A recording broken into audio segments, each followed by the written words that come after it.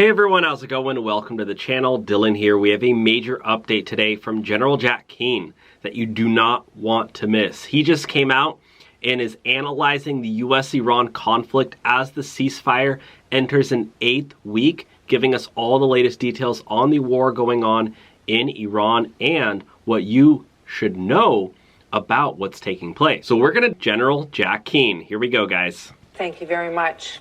With that, we bring in retired four-star General Jack Keane, former Army Vice Chief of Staff, now Chairman of the Institute for the Study of War, and Fox News Senior Strategic Analyst. General Keane, always good to have you with us, sir.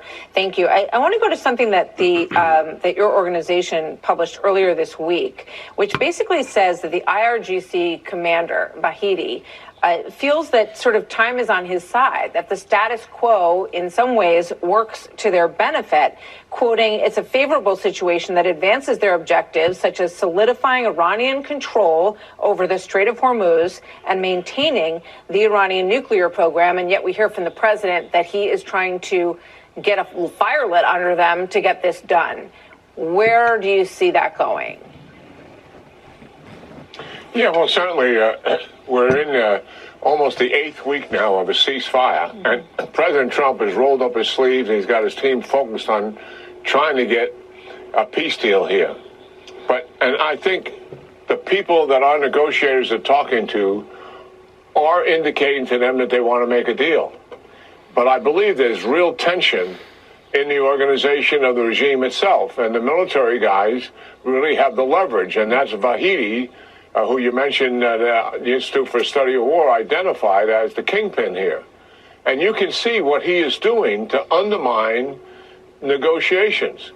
For weeks now, his forces have been attacking in the Straits of Hormuz in the Gulf area.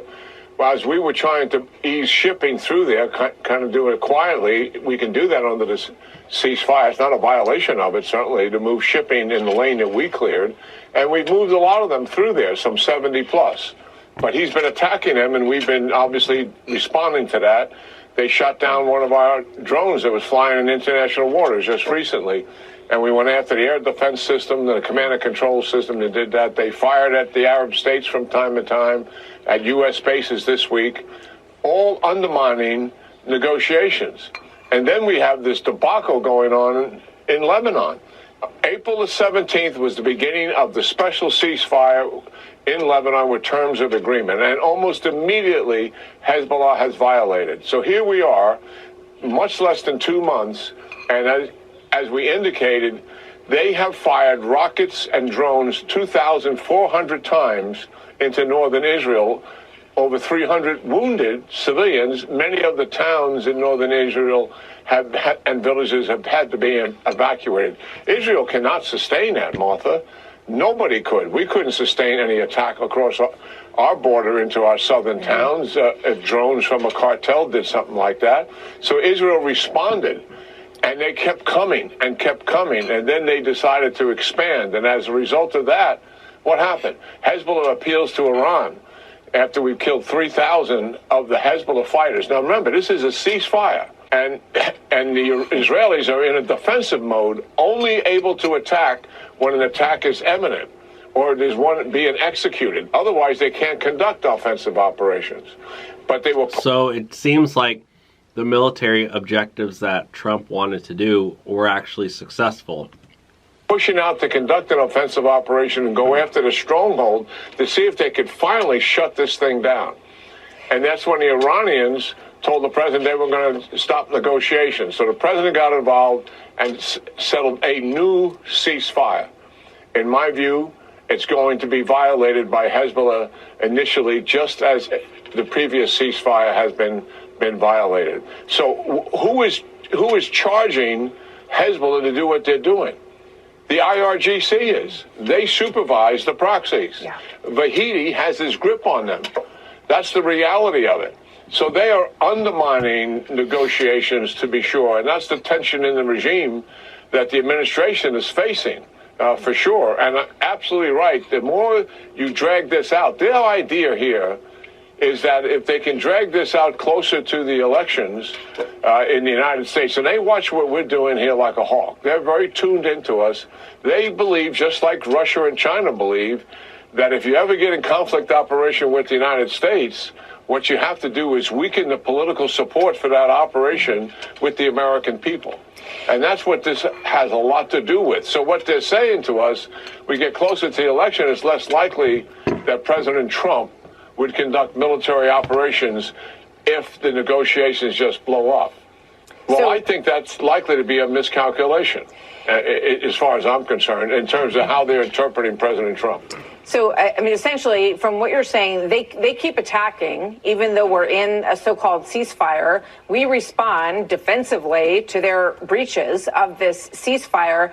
And all during this time period, they are working to solidify their control of the Strait. They even have an app now that ships can go on to get permission to go through the Strait from Iran. So the more they establish that scenario with ships coming through, looking for approval from them, even using this app technology to get approval from Iran, you know, how difficult is it to break that format once they continue to lay it down during this so-called ceasefire?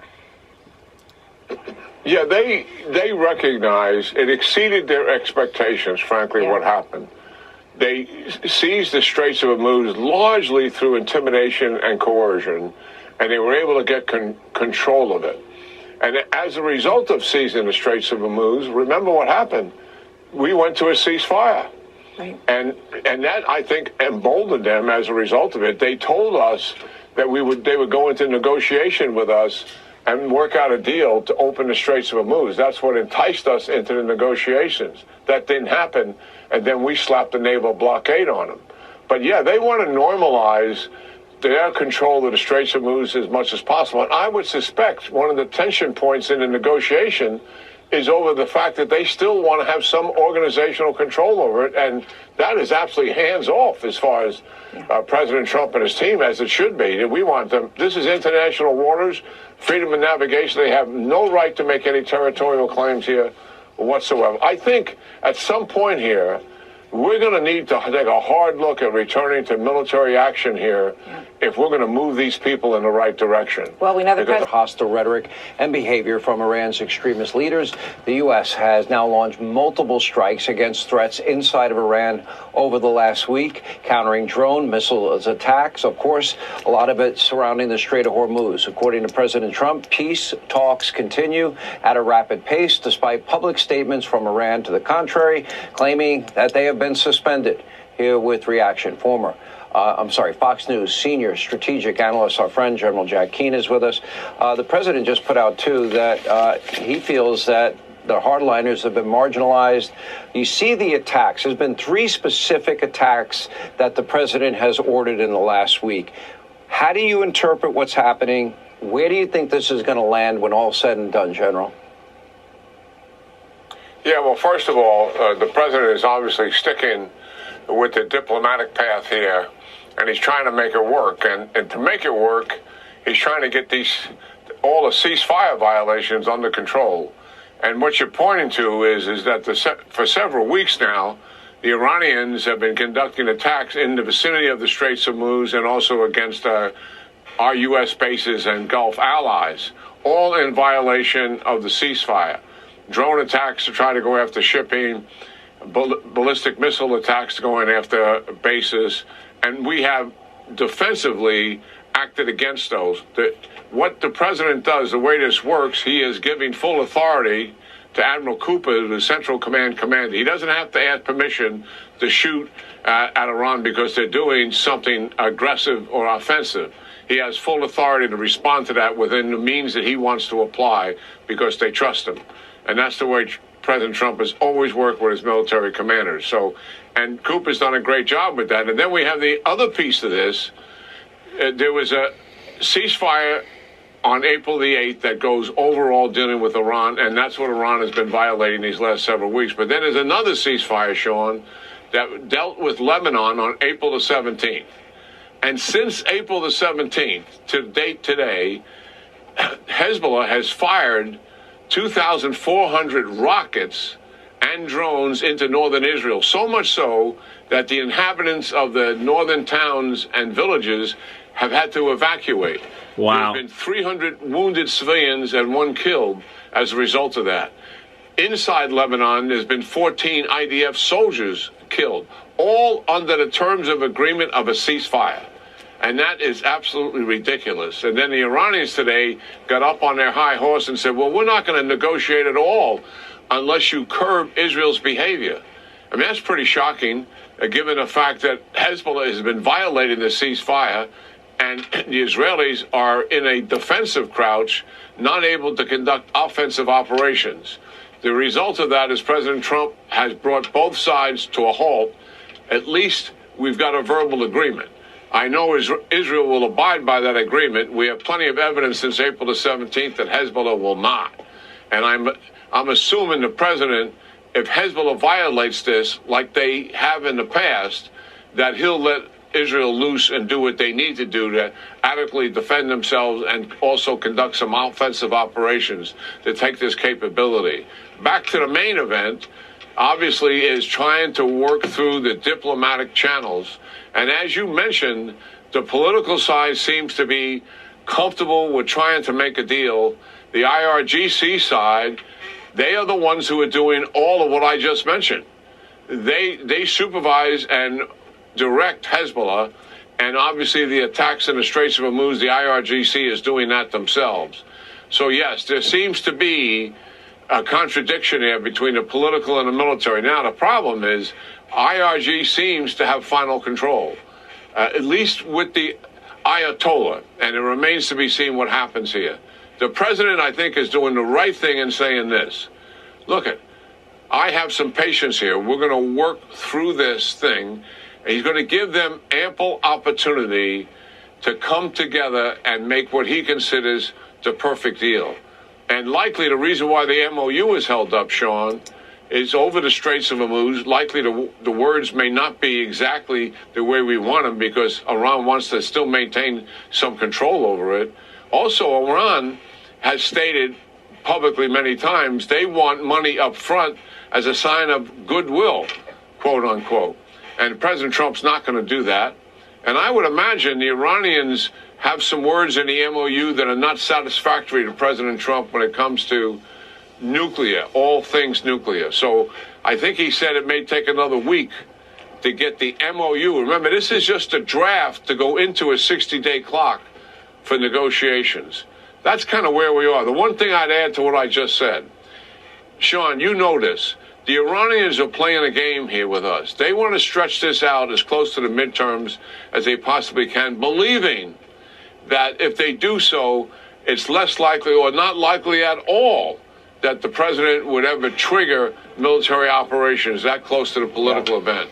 Wow. So it honestly seems like everything that the Trump administration planned on doing in Iran, they're actually accomplishing this time. That's likely a miscalculation, and because they don't know who Trump is.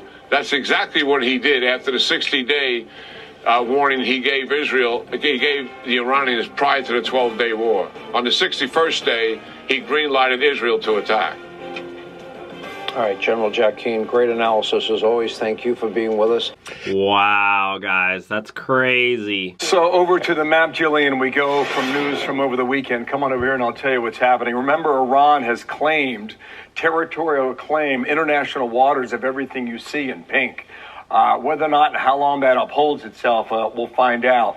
The military action took place on this side of the water on Iran's territory, and they were going after this location here called Gork, another one here in Keshem Island. Talked a lot about Keshem Island as the Iranians want these vessels to go around their islands and pay a toll, which would take you really close to the Iranian border in order to navigate the strait. Here's what happened over the weekend. This drone, American-operated drone, an MQ-1, high sophistication, apparently was operating in international territory, was shot down in the sky by the Iranians. And that led to a U.S. response. We'll swing on over here and let you know what's happening. Remember, there was a ceasefire that went into place back on the 7th, 8th of April.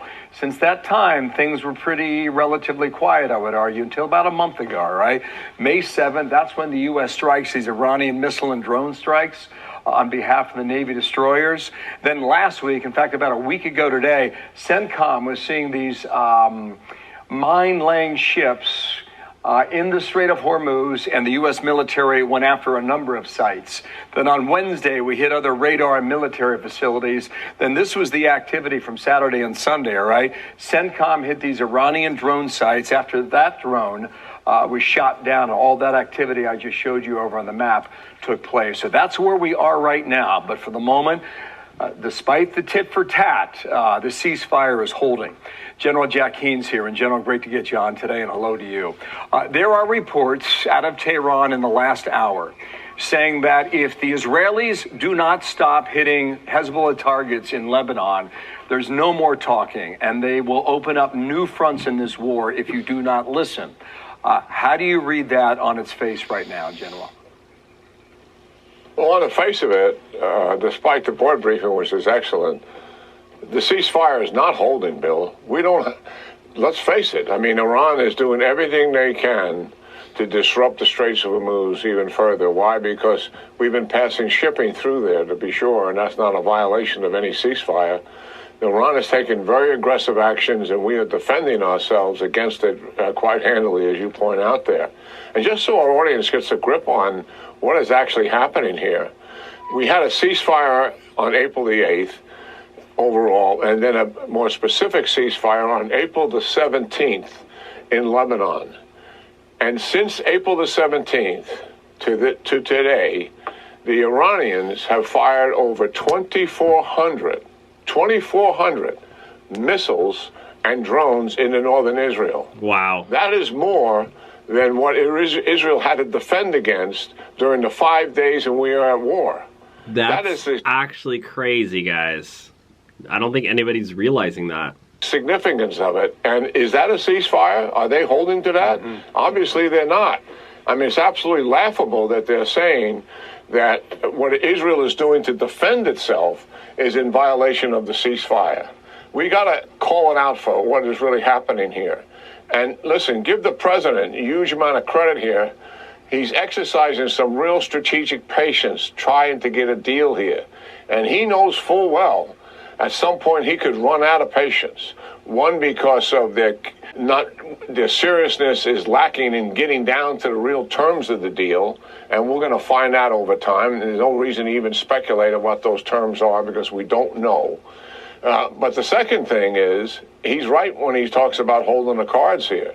We have plenty of justification to go back to a war footing right now based on all these violations of the ceasefire that I just described. Yeah. He's not doing it. But they also know that he could do it.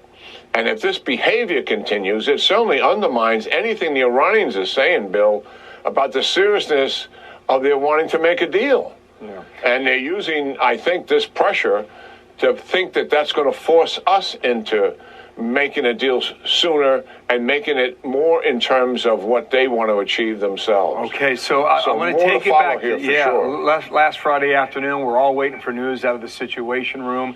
It came later in the evening on Friday, around 6 o'clock. Reports undoubtedly the president sent Iran an answer.